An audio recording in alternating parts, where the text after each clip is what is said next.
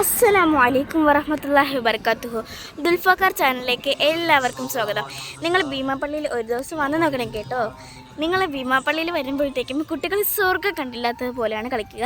അപ്പോൾ നിങ്ങൾ ഭീമാളിപ്പള്ളിയിൽ ഇന്ന് എന്താ പറയുക, ബാബ പള്ളിയിൽ ഉറൂസാണ്, കോടികൊട്ടലാണ് ഇന്ന്.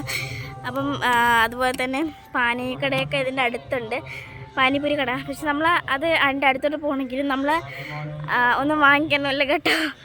അതുപോലെ തന്നെ നമ്മളിവിടെ മണ്ണിലൊക്കെ കുട്ടികൾക്ക് കളിക്കാം, അതുപോലെ തന്നെ പള്ളിയിലകത്ത് പോയി നിസ്കരിക്കാം. നമുക്ക് എന്തെങ്കിലും ആവശ്യമുണ്ടെങ്കിൽ പള്ളിയിൽ വന്ന് പറയുക.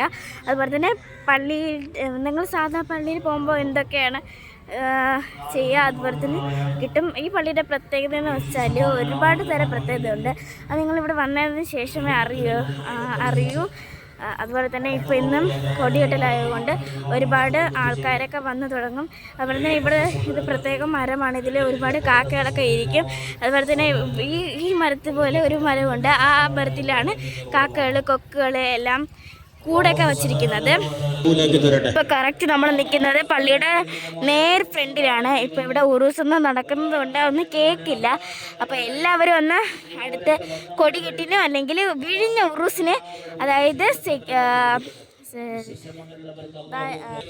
അതായത് ഒക്ടോബർ 21 വിഴിഞ്ഞം ഉറൂസാണ്. എല്ലാവരും ഒന്ന് വന്ന് അതോടൊപ്പം തന്നെ ഭീമാപ്പള്ളിയിലും വരേണ്ടതാണ്. എല്ലാവരും വന്ന് ക്ലൈമറ്റൊക്കെ ആസ്വദിച്ച് പോകുന്നതാണ്. ഓക്കെ, ബൈ, അസ്സലാമു അലൈക്കും.